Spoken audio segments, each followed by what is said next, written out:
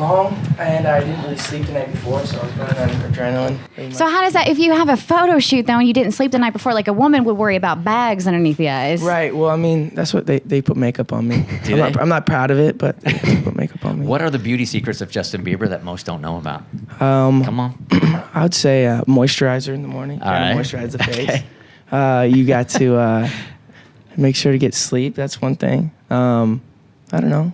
Just take care of yourself. You're too pretty to be taking care of yourself. You must have people primping you all day They long. do know. I have to. I mean, it's really not my favorite thing, but they have to put makeup on me before doing like events and shows and stuff. My dad's still tripping. He's like, "You shouldn't be wearing makeup. You're a man." Was your dad at the photo shoot? Did he get to be at the photo shoot? No. He's back home with the kids. He's just preparing for Christmas. He's got 2 little babies. So. Gotcha. Are you gonna be able to be with fam for Christmas? Yeah, I'm flying out tonight. Oh, cool. good for you. Yeah, so you're here for one night, then you head back. Yep, wow. I'm back. It's a whirlwind. Whirlwind. It's funny because I'm looking at you now here, and I'm getting all nostalgic over the last. Scooter and I were downstairs. I'm getting all nostalgic, and we were talking about your first time in studio, man, when you were like 15 years old. Dude, I watched that interview recently, like a week ago. It's crazy. So he literally walks in the studio, and he's got his Justin Bieber hair and his guitar, and he's just eager. He's just eager to be on mic and eager to be on the radio. Of course. And you were 15 years old at that time, right? So now, of course, back then, none of us knew you were going to be the biggest star in the world. So, all right, let's get deep for a second. 21-year-old Justin is giving 15-year-old Justin advice on what to expect from the industry and what to expect of life, going through what you've gone through. What do you say to that dude now?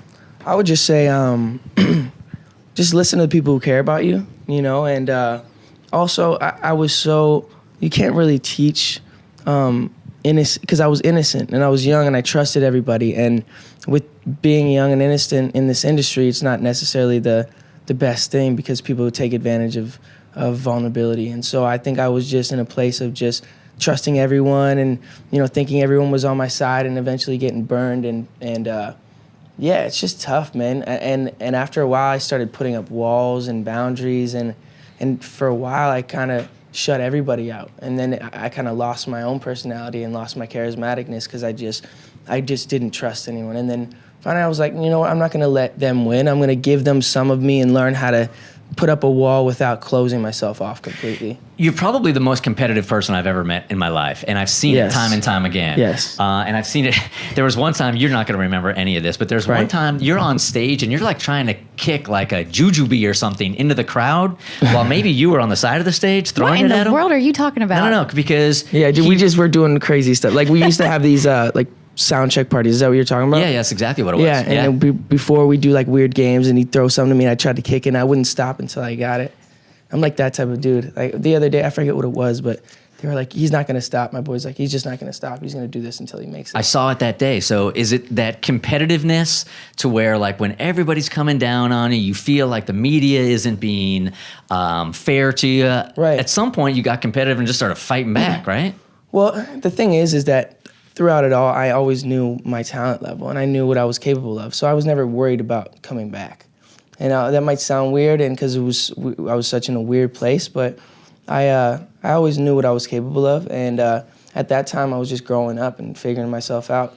And I just happened to be doing it in a spotlight and in front of people. So it was a little different. Like you guys got to make your mistakes, and no one got to see it. Right. And for me, it's like everyone gets to see it, and obviously I have more accessibility to do crazier stuff because I'm, in this position. But yeah, dude, I just had to figure out what kind of man I wanted to be, and I have awesome people in my corner. We got Scooter, who's just an awesome man, and that's it. When it comes to finding the right people to trust, though, because it's no exaggeration when Bert says like you are one of the world's biggest stars. So the people that get to come into your fold, like how do you figure out who you can trust and who you can't?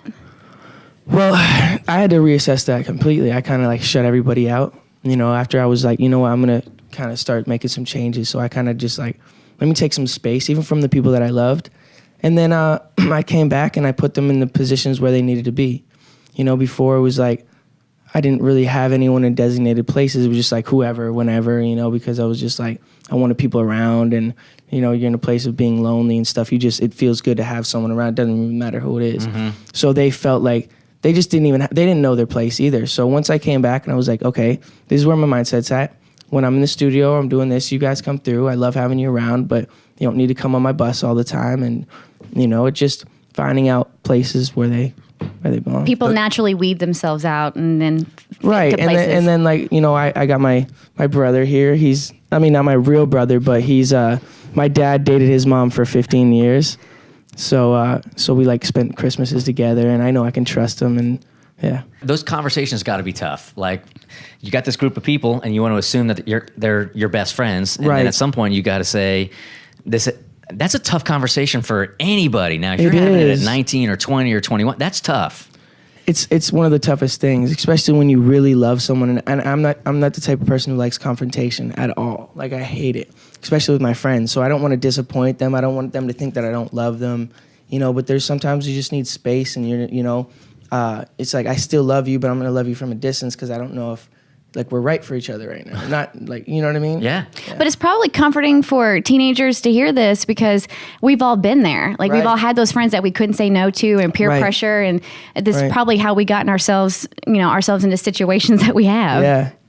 Yeah, I think I have a cool opportunity to just be a light and tell people, I'm human. I'm still gonna make mistakes. You might see me on TMZ tomorrow doing something else dumb, but I think that what's cool about this growth is people can see it, and it's like I've made a transition that's and been consistent, and I think that life is just about staying consistent and keeping pushing forward and knowing that, hey, this day might suck, but let me just look forward to tomorrow or the better days to come in the future. I know you're pretty spiritual, so and I know you must have thought about this before, like, did God put you on this earth to do music, or did God put you on this earth to connect with people going through struggles that can learn from you? You know what I'm trying to say? Yeah, no, I get you. I think that my platform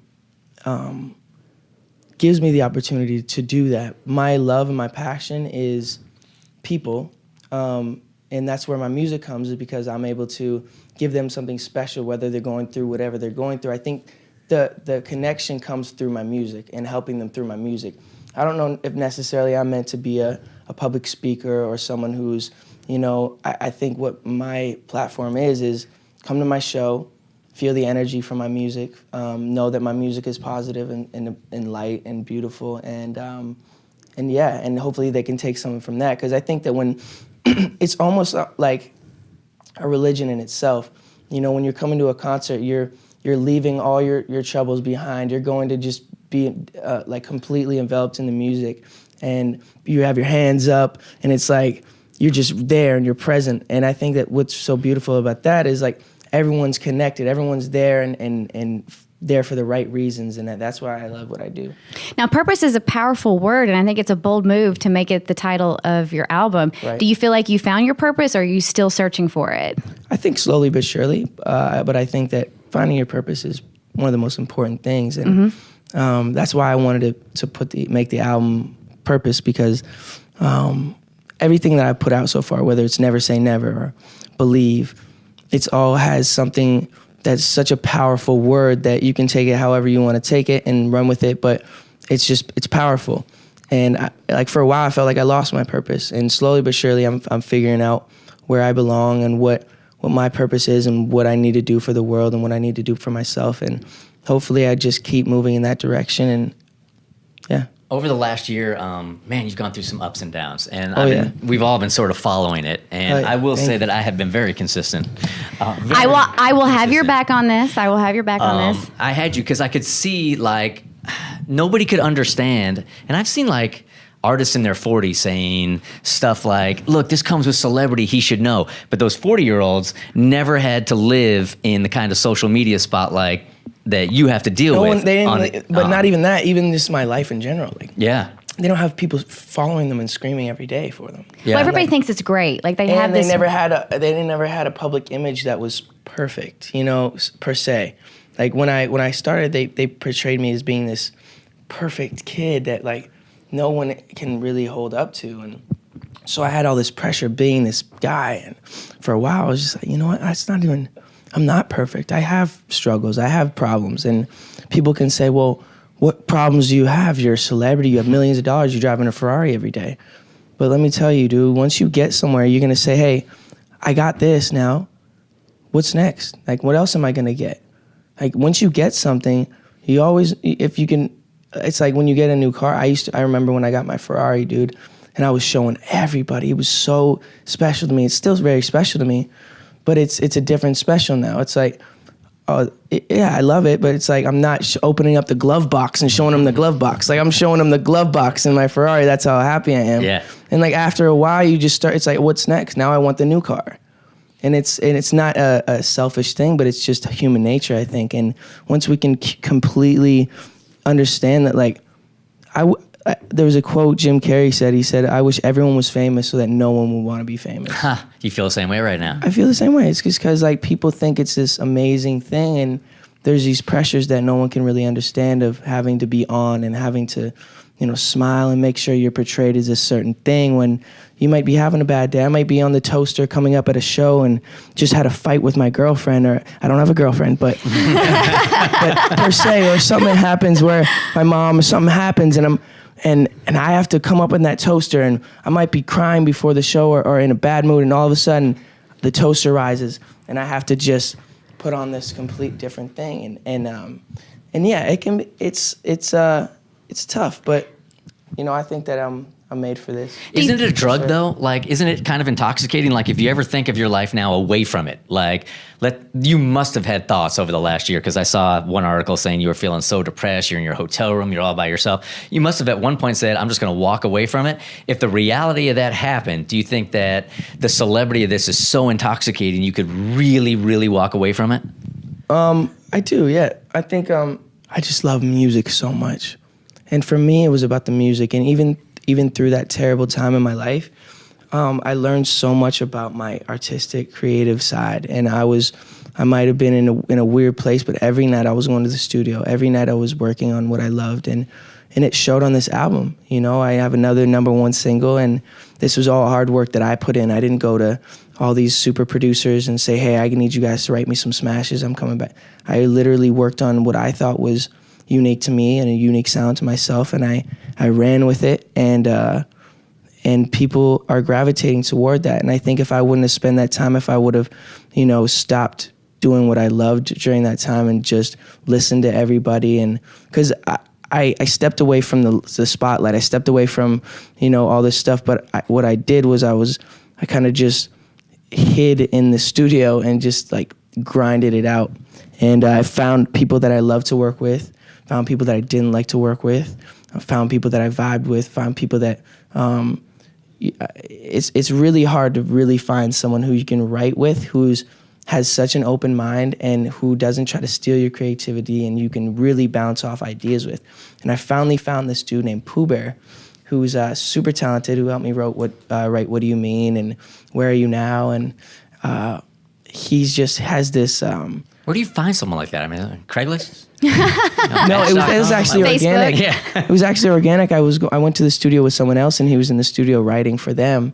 And you just happen to cross paths. It's kind of destiny kind of thing. yeah, and he writes R&B music, like real R&B. Like he wrote Peaches and Cream for 112, like back in the day when he was 16. You remember that because it was back in the day. Oh yeah, no, that's your time. That is. No, but Well, no, but Sorry. classic for you. Vintage. right. No, but yeah, he wrote all this R&B music, and I was like, hey, Mo, I want to do an R&B album. And he's like, what? He's like, you're a pop singer. Like I want to write pop songs for you. I'm like, no, I want to do an R&B album. And so we spent about 6 months creating this R&B album, which I released like 3 years ago, almost, right? 2 years ago, was it? 2 or 3 Journals. Journals was last year. No, that wasn't last year. We released it a year ago. It's flying by, dude. You're 35 right now. Listen, with all Whatever. He. your life, he would release an album yesterday and be like, I released it album 3 weeks ago. It feels like forever ago.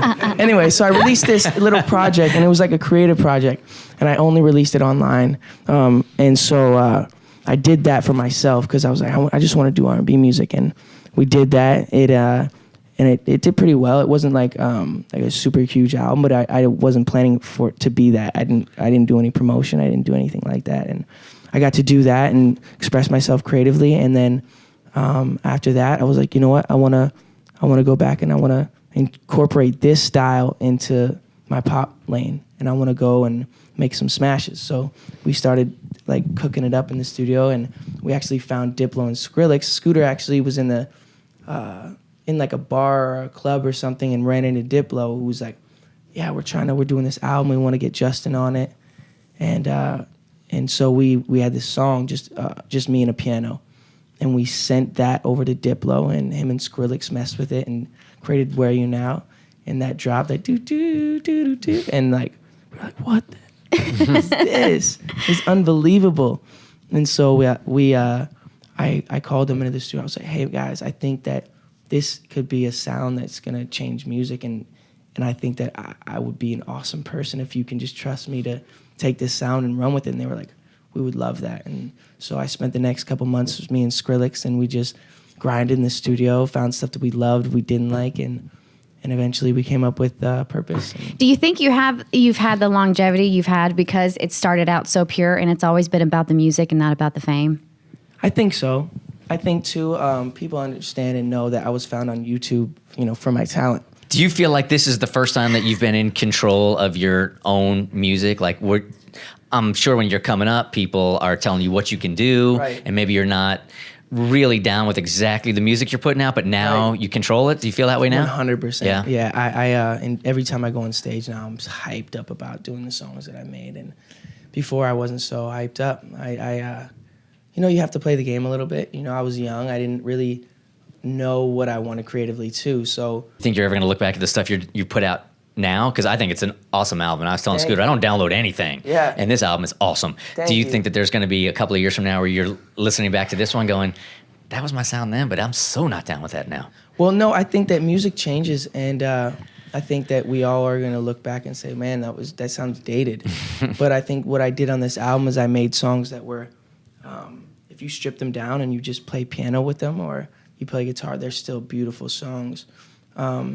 And it's not about the beat. It's not about, and when it's like that, I have this song called Life is Worth Living on the album, and Love Yourself. It's like, I feel like Love Yourself is going to be like Free Falling. It's my favorite song on the album. It's like in 10 years when it's like, everyone's like, play that song, and like on the jukebox, and everyone plays Free Falling. I'm free falling. And then I think it's going to be, you should go and love yourself. I hope so. We were at an event and it was playing and somebody came up and they're like, who is this? And I'm like, it's Justin Bieber. And they're like, no, it's not. And I'm like, yeah, it is. my boy said the same thing. He's like, I was in an Uber the other day, and the Uber driver's like, who's this? And he's like, this is Justin Bieber. He's like, get the out of here.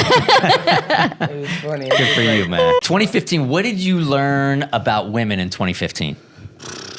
That's right there. Yeah, right. No, for real. I just learned that, man, they're indecisive. They don't really know what they want. Especially with me, it's like I tell them up front, like I travel all the time, and I can't be consistent with you all the time, and some of them can handle it and some of them can't. There's a lot of pressure on solo artists. You have to feel that, like, because when you're in a band and you have other people that if you're having a bad day, you can rely on them to pick up the slack. But when it's just you, I mean, that's a tremendous amount of pressure on that stage. Right. Well, it's one of my favorite things, though. Just Yeah? being able to be up there and not need all that other stuff, and being able to just sing and be like captivate an audience with just your voice.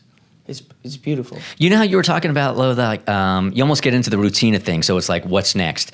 And I'm assuming the first time you go on stage in front of 20,000 people, I'll use the word again, intoxicating, right? But if you're doing it every single night, is there ever a time where it's just like, okay, I've been here, I've done this, there's 20,000 screaming girls again tonight, and it feels like I've done this a million times? There was, but I think with where I'm at now, the reason why I'm here is because I'm able now to appreciate it in a different way. Where did that happen? Was there a night? Was there a day? Was it a... Well, I was like I said before, I'm not gonna go into details of what I was doing during that time and where I was at, but I was pretty lost, dude. And I woke up one morning and I felt like God was telling me something, and not super religious or anything. I just felt like a voice, and I was just like, you know what, I'm gonna change my life around, and I'm just gonna switch up some things. I'm gonna put some plays together, and I called Scooter and I was like, man, we need to fix this. And so we just started fixing it. there's going to be a time years from now where you talk about there's some night that you did something that in the morning you woke up and I can't do that anymore. Now I got to turn my life around. Right. There was that night. Right. Okay. Right. I don't need specifics, but I'm assuming because I've seen you say that. I thought I was going the same way Amy Winehouse was going, so we can put it together. Right. All right. I just want to, can I get a big smile? I gotta see this tooth, man. No, it's not? Okay. I just got it the other day. Just a cat. We all knew about it because it's already on the internet. Oh We my came in God. here and I'm doing some homework on you today, and people don't realize, getting back to what we were originally talking about, your life is under a microscope. Just in the last hour, you can go through those. Just in the last hour, all of the headlines about your life are crazy, dude. Do you just laugh sometimes? Yeah. Okay. This is the last 60 minutes. All right. We'll do true or false. All right, cool. Let's do it. And I'll even throw in a DGAF. If you want to say DGAF, I'll even let you do that. I don't know what that means. Don't give Okay, cool. But you can't answer that one for all of them. All right, cool. Because I can see you going, I don't give a All right. Justin Bieber is very excited about his new gold tooth. I like it. I'm not like super like pumped about it. It's like cool. Yeah. Wait, who gave you the idea? Where'd it come from? You're like, oh, I gotta have one of those. No, I think I just want to look like a pirate. Heidi. As long as you talk like one, right? Right. I got a neck tat and I got a gold tooth.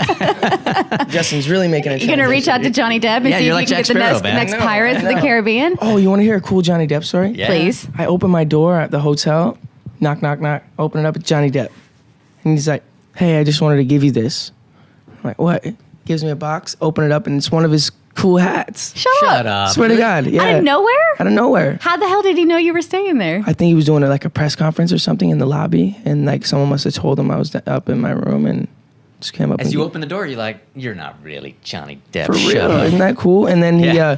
came to my show when we were in Miami with his daughter, and super nice guy. Where's the hat? Do you rock it? Do you wear it? Or is it like somewhere no, it's special in the house? it's special. I got it glass framed That's awesome. and everything.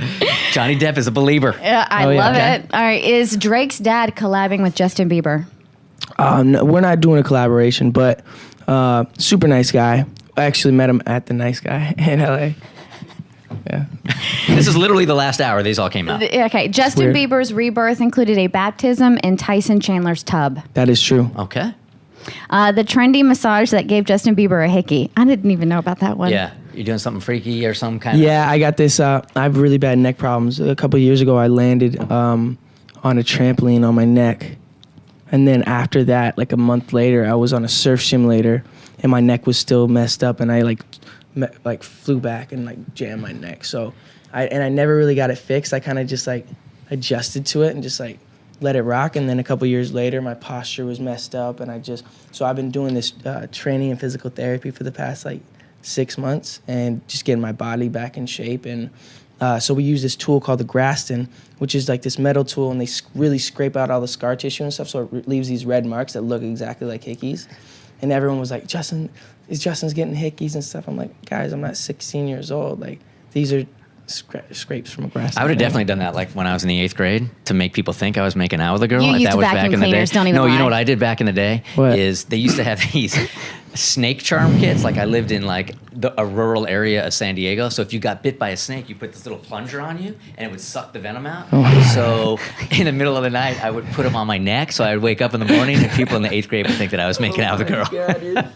So pathetic. So pathetic. I'd That's still do like it today. really sad. I know. No one was making out with me. Is Selena Gomez fighting back at Justin Bieber with her latest Instagram picture? I haven't seen it. Can I see it? I want to see that. Yeah. He's like, What's she trying to do to my heart right now? Right. I'm kidding. So so you guys can't escape from each other. She can't escape from you. You can't escape from her, right? She loves me. She loves you, there clearly. will always be love there. It's like it's one of your first major loves. Like it's always going to be there. No, I love her too. Yeah. Always. Like the people want it together who's this so guy? badly. Who's this guy? He's a joke. This guy's a chump. I'm kidding. No, I guess he's pretty handsome, actually. I can't even lie. She downgraded, right? I with that guy? do him for sure. Did she upgrade with that dude or downgrade from you with that? I mean, come on. There's levels, dude. This guy's drinking an orange juice at I don't know what he's You doing. don't know what's in that OJ. Yeah. Nah, it's cool. Is that the first time you've seen it? So not cool, man. So not cool. No. I just want, honestly, dude. I just want her to be happy. I love her, and we're friends still. Dude, you're so much better a man than I am. When I broke up with a girl, I wanted her to be awful.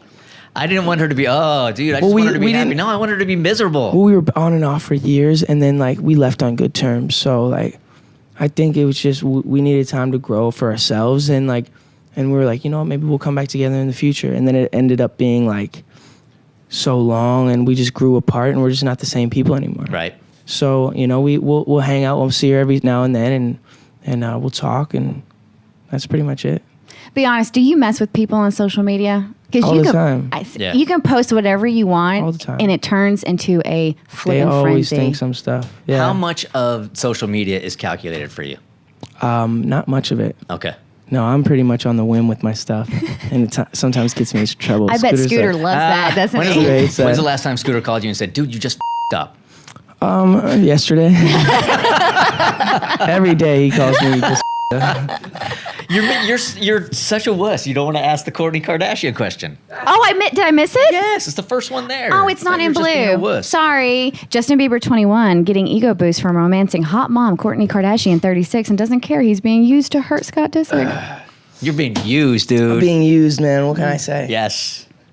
Anything there? Nothing? We'll leave it at that. Okay, I see the look. No, for real. No, she's great. Yeah. You've known the Kardashians for a long time, right? I've known them all. Yeah, for years. Yeah.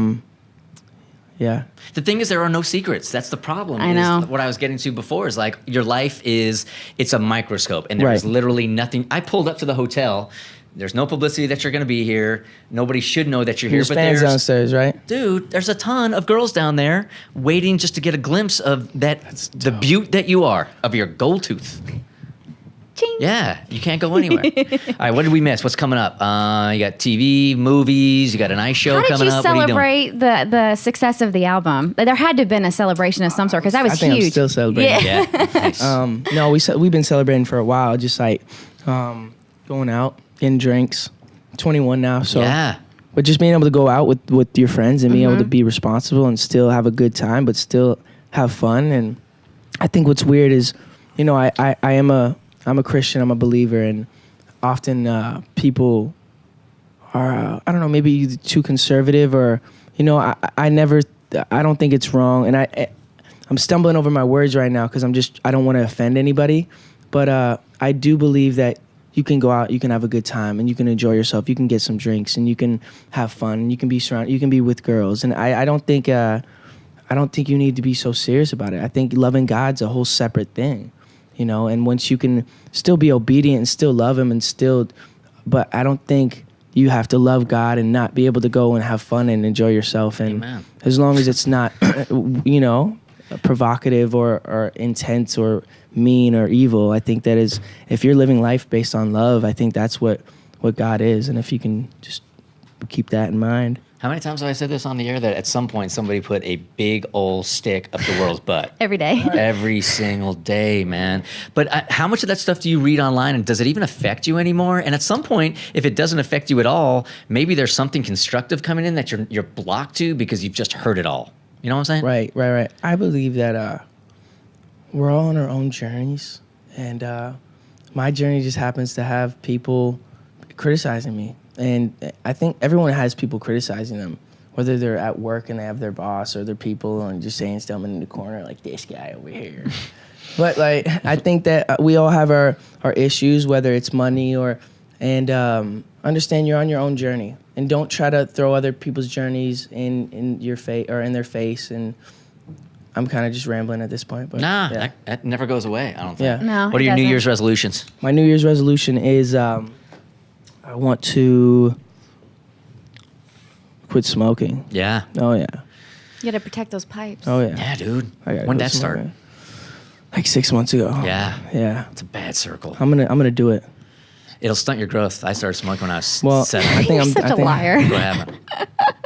Do you want to be like this, Justin? I don't think I can shrink. Cigarettes can do I'm at a that. good height. I don't even want to grow anymore. They should put that on the warning label on the side. You may shrink if you continue to smoke nicotine. I just don't want to be someone who people are like, yo, he's smoking, he's a bad influence. But like once again, dude, it's my journey. Go live your journey. This is my vice right now, let me be, and I'll figure it out. Dude, you're a man now. Yeah. You're a man. Man. Oh, look, how does that? Now. does that You're make a you man, feel? dude. You are. Yes, you are. Hell yeah. I remember. I remember. I remember. Hey, thanks for hanging out. I know you're course. busy. You must be I know. burned out, man. No Thanks for worries. taking the time. I appreciate Thanks for it. having me, for sure. Good luck in 2016. And you're the only one I let ask all these personal questions. No, that's not true. Half of the stuff I got off a line. Well, I'm just telling you. No, but you asking me personally. It's only because he upfront. looks like Ellen DeGeneres, because I know she asked those questions too. I look like Ellen DeGeneres. You do not. No, you do not. That's what everyone says. Whatever. Hey, congratulations on everything. Continue you. that journey, dude. You seem so incredibly centered. I don't know Thank what you. happened, but Thank you. I feel like you're in a really we- good place. We thought we lost you, dude. I'll tell you what. I had your back for years did. and years and years, and you almost lost me when you walked out with that whole thing on stage with the towel and all that, and all those Yeah. girls were there, and I'm like, what is that dude doing? He's just lost his perspective. Let's just go back. When was this? When was this? Where was this one? This was when you were on stage. Overseas. You were overseas. There's some water came on the stage. You got really pissed off, and you said, "Dudes, I'm not doing this show." Yeah. What- What were you thinking? I want to know your perspective. Yeah, and then I want to know what happened leading up to that, That's right? right. Yeah. So, Because he's had your back from day one. Right. 100%. Because I really feel like people. Look, we have 1/1,000,000th of your celebrity. And I know that there are some times where I'd be out with my then wife and we'd be arguing and somebody would come up. I can't even imagine how your celebrity is cannibalizing you. Right. So I've had you and I get it. And you were young and I was thinking when I was his age, Yeah. if people had cameras on me, dude, I was way worse than you were, at least what I know so far. So I've had you. But this one night where I saw you act like that and I was judging, I didn't think what.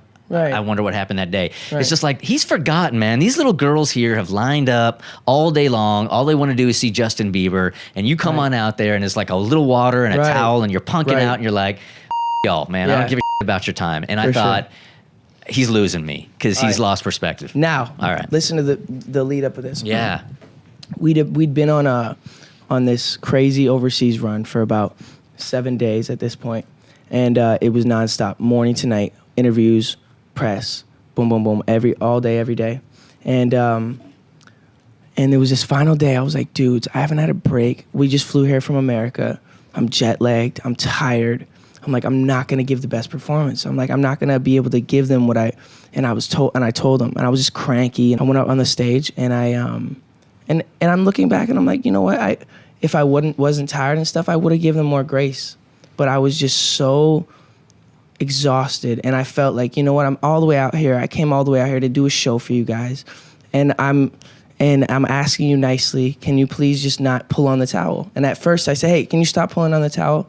I'm like, stop. And I'm looking at them directly in the eyes. And while I'm looking at them in the eyes, it's not like they're like, she's looking at me while I'm saying, hey, can you stop pulling at it? And then regardless, it was a messed up situation. I overreacted. Right. And Say it. Justin Bieber was being a little bitch. Justin Bieber was being a little bitch. And I was. And I'll be the first one to say it. Yeah. Because I'm human and I have bad days. And I'm going to tell you, I'm probably going to have another one. But look at the consistency and look at how much I'm not doing that compared to how much I'm doing that. And we don't look at that side. We don't look at, man, he just did this same thing, the same show that he did that day, 50 days in a row before that day to get to one day where he had an overreacting moment. And I'm gonna have those days. And I want people to understand that you're gonna probably see some stuff and be like, man, that he's being a jerk. But like, I think we all have the right to sometimes be a jerk, and sometimes it's at the cost of somebody else. But I think that as long as you understand that, like, take ownership of when you're being a jerk and take ownership of when, you know, those things are happening, then people are only going to be like, yeah, he's human. Yeah. I remember the other day when I was walking across the street and something happened and I freaked out at this person, and they probably didn't deserve that I yelled at them, but like, I was having a bad day. And we all do that, but mine happens to be on a stage and not in the street with there's no one watching. Right. And how about the 20 people that you were super nice to, they don't tweet that out, or Right. but the one person that you're nasty to, then that goes viral. Well, think about also energy too. Before that, I did a meet and greet with 500 people. 1, 2, 3, smile, smile, smile, smile, smile. Exhausted, get on stage, and I'm just like. But you realize to most people, like when you say, I've been smile 500 times, so then they're like, big deal. So you had to smile with 500 people, right? But they don't get it because they haven't been They don't there. get it. So It's energy thing. It's like You're giving it off. You're giving yourself to people, right? And you just have to be able to have people that are feeding that back into your life. And that's what I've learned to do with the past couple months is have those people around to say, guys, I'm drained. And they fill my cup back up. And they're like, hey, man, you're awesome. Like, we're going to get through this. And they encourage me and they tell me how great I am. And not in like a yes man type of way, but in a way where they really care and they really want to see me happy and smiling. So I've just learned to have that so that when I do get empty, I say, guys, let's just go do this or help me with this. And We're going to end on a positive. Thank you for being so philanthropic and everything you do for Make-A-Wish. no worries. I love Make-A-Wish. It's my favorite thing in the world. For real. All right, we're good. I think we're money. I apologize for being judgy. No worries. I'm only I'm gonna say judgy this one time. sometimes. Sorry. Oh, don't ever do that again.